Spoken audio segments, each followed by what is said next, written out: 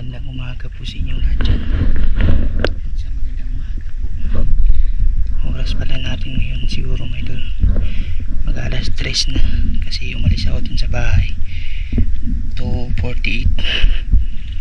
Medyo malapit lang naman yung dito may naglagat sa amin. Mga alas 3 na siguro no, madaling araw. Hindi may ibas na po konti ng madaling araw mga idol.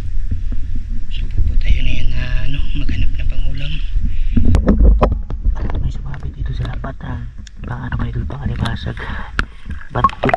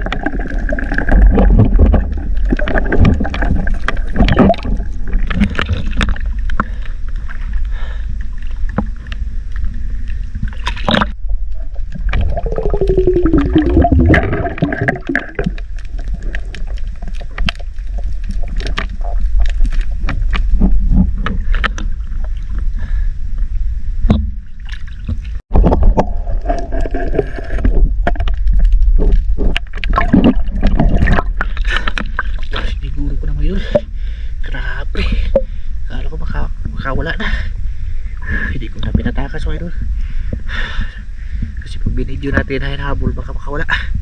Laki rin po sito. Thank you Lord. Sabaw tayo mga idol.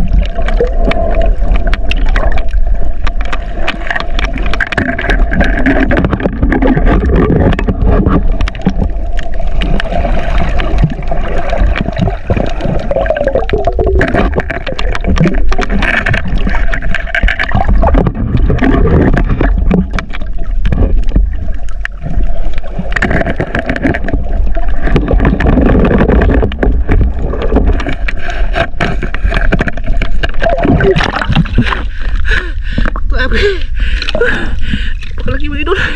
Thank you Lord. Anak makakawala. Hindi ako mga idol nakahabol.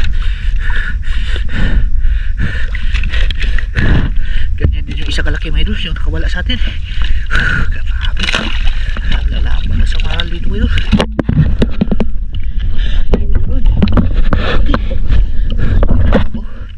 Okay lang, let's go. Wala. Kailan, mawawak na po siya.